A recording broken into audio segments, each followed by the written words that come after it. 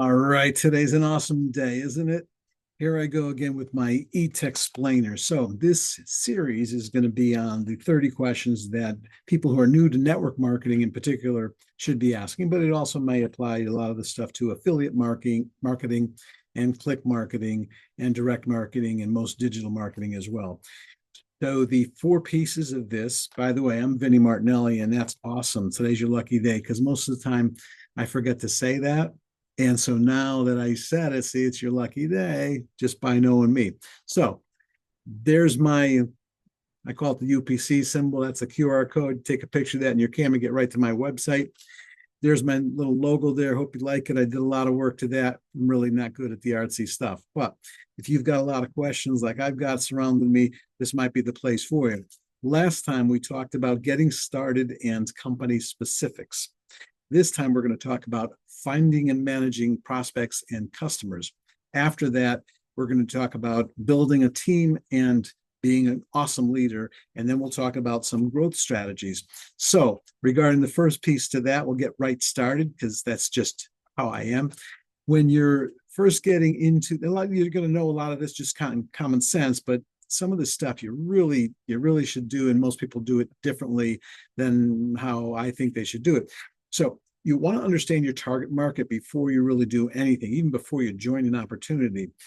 And there's a whole science behind that. It's a lot of people say, well, everybody's my customer. I'll sell my products or services to anybody.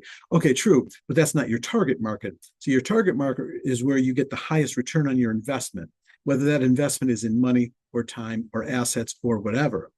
So as an example, if you own a chalet in Aspen and you're going to market that to somebody who lives in Aspen and let them know about how it's available for rent, you're going to approach that differently than somebody who's clear across the country. Because if somebody lives clear across the country, they're certainly not going to go to Aspen for a day trip.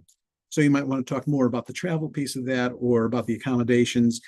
If somebody's in Aspen, they probably have a better understanding anyway of your accommodations and so forth. So just as an example. Now, you want to look at their demographics. You also want to look at their psychographics. And then you want to look at their pain points and their needs. And then you want to look at how you can solve for those pain points and those needs within those demographics and those psychographics. If you're not familiar with demographics or psychographics or don't understand the difference, definitely do some research, look that up. And it's really a science that'll pay off in the long run if you understand it and market to it. So understanding your target market allows for you to have a more effective and targeted marketing effort. So you're putting your money where it's going to give the most bang. So the second part to this today is going to be about finding leads. So it says right in the stone tablet, contact your friends and family, get a list of your 100 closest people to you, and you want their name, their address, their phone number, their email address, and the combination to their safe, right? So I'm going to say, yes, absolutely put that list together. However, don't contact them if you're going to try to sell them, network marketing, affiliate marketing, or any of those other things. What you do want to do, in my humble opinion, is you want to contact them from a business perspective and say, listen, I'm thinking about doing some business here, going into business, however you want to word it, and I value your opinion, or, you're one of the smartest people I know, or, your background in accounting will give me a different perspective. Do you mind taking a look at this opportunity for me? I know you're not interested and you don't have the time for it, but I'm hoping you have at least an hour's worth of time that you can take a look at something and just give me some feedback. I want to make sure I'm going in the right direction and so forth. So approach it like that rather than saying, okay, join this opportunity. So hopefully that'll work for you. Then there's the cold market. So those are people that you don't know at all. And there's two primary ways to get to your cold market. One would be online and one would be offline. So online would be social media or email marketing. And if you're going to use social media, that's a whole nother segment. That's a whole nother video. That's a whole nother 3 videos on that, because the process, the methodology is so in depth and you could really make it work for you. And you want to put the effort into it. It's not something to just dive into and expect to get consistently good results. So that's a whole nother piece. But you can go to all the major social media platforms, just understand their terms of service so that you're not doing things that's going to get you thrown off of that service. And a rule of thumb, whether you're doing business or not, back up your social media contacts on a monthly basis. If you go through a lot of them, or if they don't change a lot, you can do that every 3 months or whatever. So this way, if for some reason you get kicked off or your account gets hijacked, then you have a place to start. Now, in terms of offline, you can do networking events, community involvement, referrals, direct mail, and so forth. But with networking events, that's great for getting your name out. Not so great necessarily for marketing, affiliate marketing ideas or network marketing ideas or anything like that. So get to know these people. And once they know you, like you, and trust you, then they will organically come to you about those opportunities if they're interested in them, and vice versa. You may be interested in something that they do. Community involvement just is so simple. Wherever you go, whatever in the community, if you don't volunteer to do some stuff in your community, then that's awesome. You must live in just like a paradise community, right? Because they don't need any help.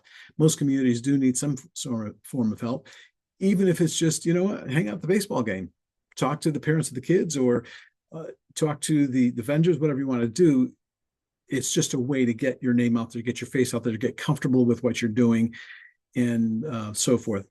Then there's referrals. Now, referrals can be your best asset. Probably not unless you know how to edify, and unless the person who is referring you knows how to edify. That's very important. Once you get referrals now, you need to start learning how to refer up. So what I mean by refer up is you get a referral that's at this level of quality, and then you want to get their referrals who are at that level. And you want to just keep moving it up a little bit, move it up a notch every time you get to the next layer of referral marketing. Again, that's a whole nother science, just something to think about, and don't put too much effort into it. You're just starting at this, just want to plant the seeds for you. And in terms of direct mail, that just seems to be cost prohibitive. So I do not suggest doing direct mail unless it really suits your particular business. I would not buy leads. I would not buy, for instance, marketing leads, email leads, and so forth. I wouldn't do any of that stuff. And I would not advertise online. I certainly wouldn't pay for advertising online. That's a topic for a whole nother day there. Then there's objections. So you are going to get objections. Not everybody is just going to say, yes, here's my wallet, right? They're going to have some objections. So you want to address those objections head on, and you want to do it with empathy and understanding. They're not the enemy because they asked the question. It's your responsibility to provide the answer for them, and you want to focus on the value and the benefits that whatever you're doing, your product, your service, and so forth, does for them. Whatever value you're adding, that's going to solve the need or the problem that they might not even know that they have. So you can learn closing techniques. I'm supposed to tell you about that because that's what the professionals tell me I should say. There's the assumptive close, there's the alternative close. You want to watch for buying signals. If you don't know about that, again, you want to go into depth about that elsewhere. Maybe I'll do a video on that, but this is just high level stuff for today. The important thing about the focusing on their values is that you first have to understand what their needs are. And ahead of time, you will find out. If you don't do this ahead of time, you're going to find out that you're going to get the same objections over and over and over. So when you get those same objections, make sure that you then go back in your presentation and address the objections before you get them. So if you can eliminate the first 3 objections that anybody has, then you're on your way to closing the sale, so to speak. And let's see, as an example, if you're selling cars and there's some rumor going around that cars that are red cost more money to insure, we'll make that part of your presentation. Say something to the effect that I can get you in any one of these cars. The color's not going to matter for your insurance. We've addressed that already. And you did, because in most states anyway, the insurance rate can't be dictated by the color of the car. Used to be the case. So that is a thing, just to let you know. But if you address the first 3 of the most common objections that you get before you get those objections, you're going to be well on your way to success. So then there's building. I should tell you too, by the way, you need to have your elevator speech. You need a 10-second elevator speech, a 30-second, a 1 minute, a 2 minute, a 3 minute, and a 10 minute, and a 30 minute elevator speech. Get those down. Know your business well enough. So when I bump into you in the elevator, you can literally give me your literal elevator speech. If I know you and maybe we haven't seen each other in a few years, hey, what are you up to? Well, you've got 30 seconds to tell me. That's all you're going to get before I start dozing off, right? And I want to talk about me. So that's the other thing to remember. People always want to talk about themselves. So the way to get to know people is to ask them about themselves. So I am very good at that. I have a saying that if I talk to you for 3 minutes, I already have 5 people I want to connect you with, and that's so true. That's for another video. I'm going to try to keep this one short. So the next topic is about building relationships. So you want to focus on being genuine. So you're not just selling. If you're telling or selling or forcing it, it's not going to work as well for you as if it was just genuine. And in my case, for instance, the things that I get involved with truly help people. They either help their wallet or they help their health or they help their situation in whatever way. And you want to have active listening skills. You have 2 ears, 1 mouth. That means that you should be listening at least twice as often as you're talking. So I have the gift to gab, but I really have an awesome listening skill. So you want to show people genuine interest, not just hear the words and yes them to death. Like the people who go to a hospital and you see your friend there with his leg up in the air and there's all dialysis machines and oxygen machines and there's 4 nurses and hey, how you feeling? No, see, that's not genuine. Okay, that's reactive, and I understand everybody does that, right, to some extent. So you want to just sort of put yourself in their mindset, not necessarily in their shoes. That's a little bit of a different sort of method, but if you can get into their mindset, then you'll be able to really have that more genuine camaraderie going between you. And you want to provide valuable information to them, not valuable information. It's not the stuff that's valuable to you. It's what's valuable to them.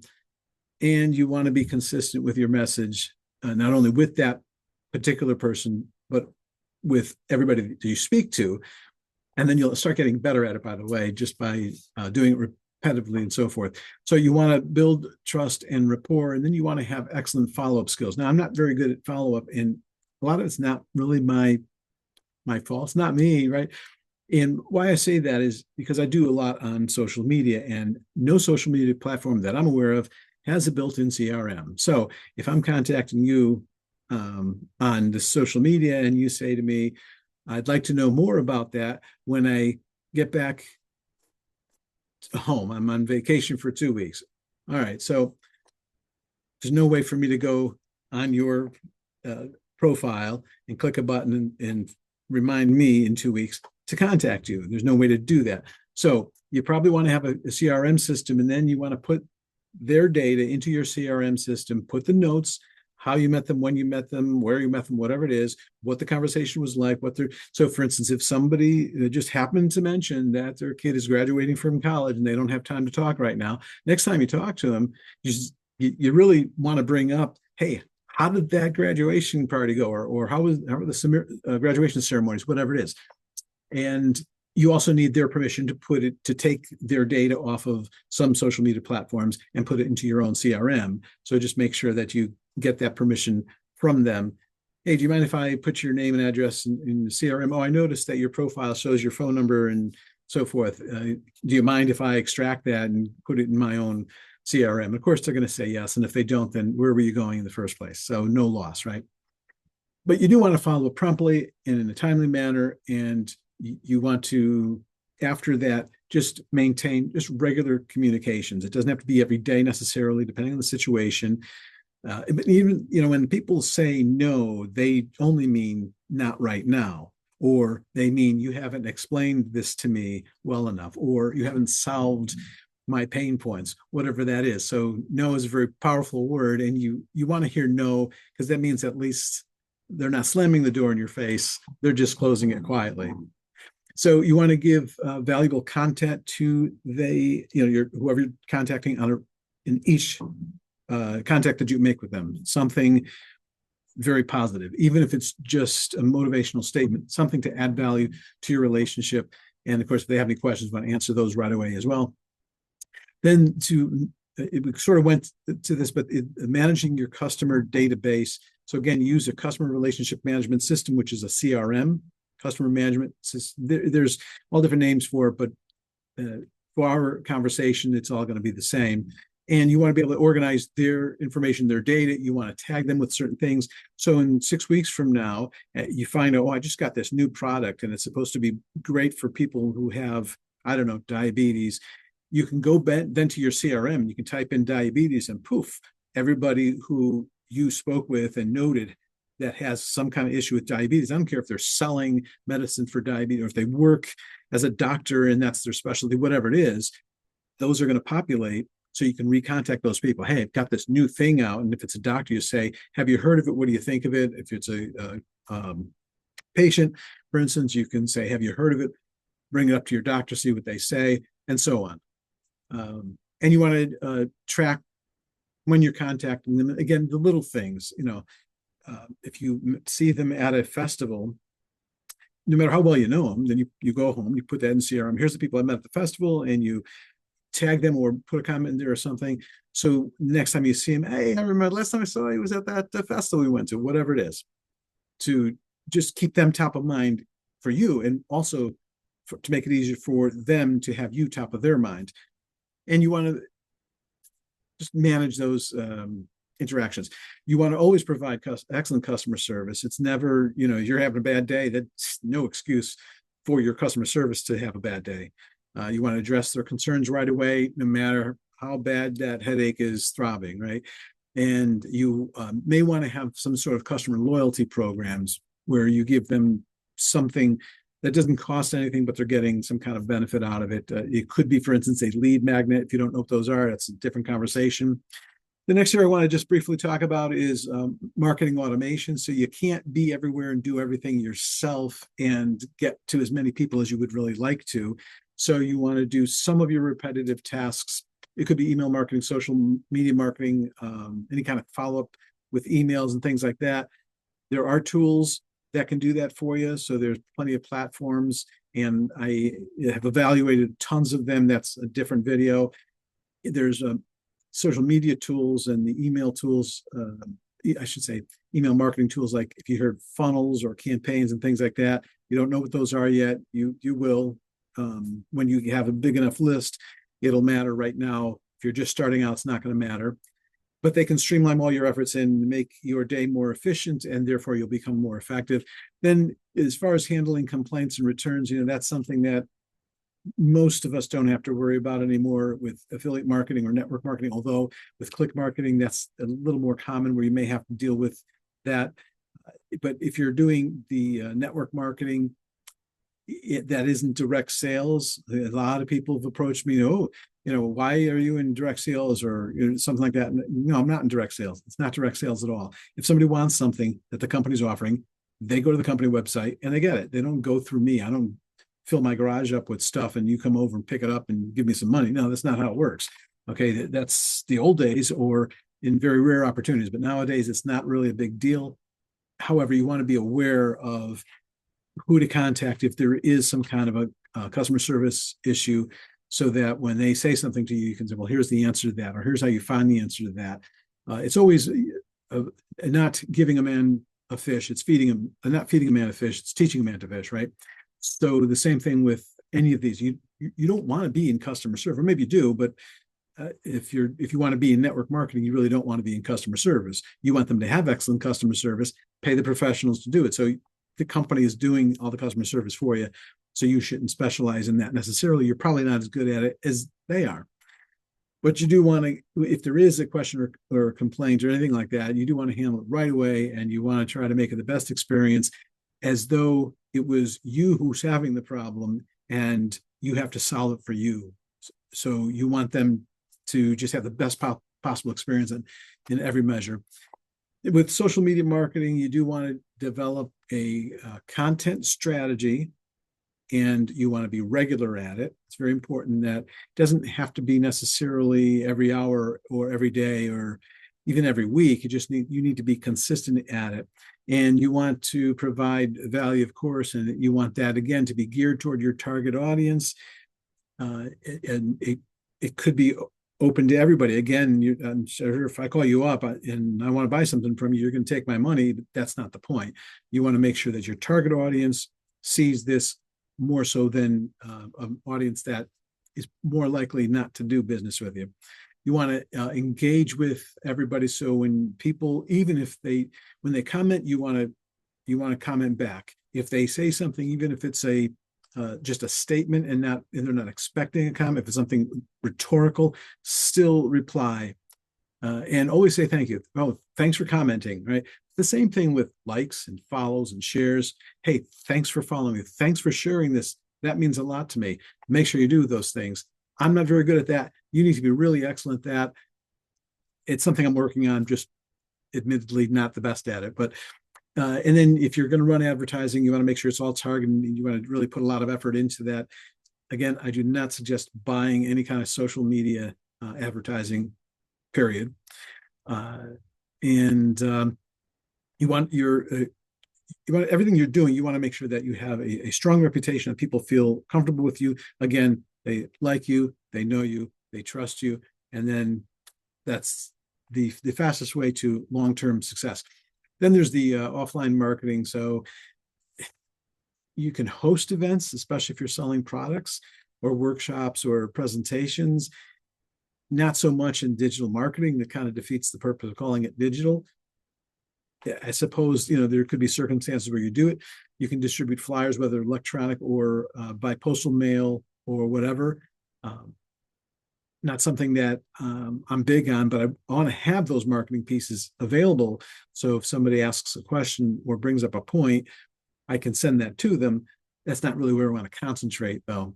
So you want to network within your sphere of influence, your community, and wherever you participate and so forth. Here's something that's really key. If you go to fairs, festivals, shows like if you go to those con shows, like if you go to Colossal Con, for instance, wherever you go, you should be consistently thinking, what can I do to broaden my business, or at the very least, to get another piece of education out of this? So I go to places, I take my camera out, and I'll walk up to some booth, whatever, and I'll say, hey, I'm in kind of a hurry, or maybe not. Do you mind if I take a picture of your business card? Do you mind if I take a picture of your flyer, your poster, whatever it is? And of course, they're going to say, oh, no, go right ahead. And they might even want to hand you something physically, and that's fine too. The idea is when you get home, you need to take all those business cards that you took pictures of. You can have an app put them into your contact system for you. I haven't found one that works consistently well and whatever. So I want to then go back and put them into my CRM. What we talked about, when we talked, what event it was, and so forth. But every time I'm communicating with anybody, I'm thinking of how I can connect that person with something that benefits me or something that doesn't benefit with me, but something. So, for instance, I might bump into you and we start talking, and it turns out that your furnace is on the fritz. Okay, I don't do furnaces, but I know a guy, right? I got a guy. So I would say, I can refer that person to you. So just look for those opportunities. The more you look, the more you will find. That's it for today's presentation. So I do appreciate you being here. Please hit the bell there, and like, share, comment on all my stuff, and tell me what you want to see more of, or how good I did, how bad I did, whatever it is. I got thick skin. If you can dish it out, you better be able to take it, right? So that's who I'm all about. Appreciate your time here. Hope you guys have a great and successful day, and we'll talk to you soon. Take care.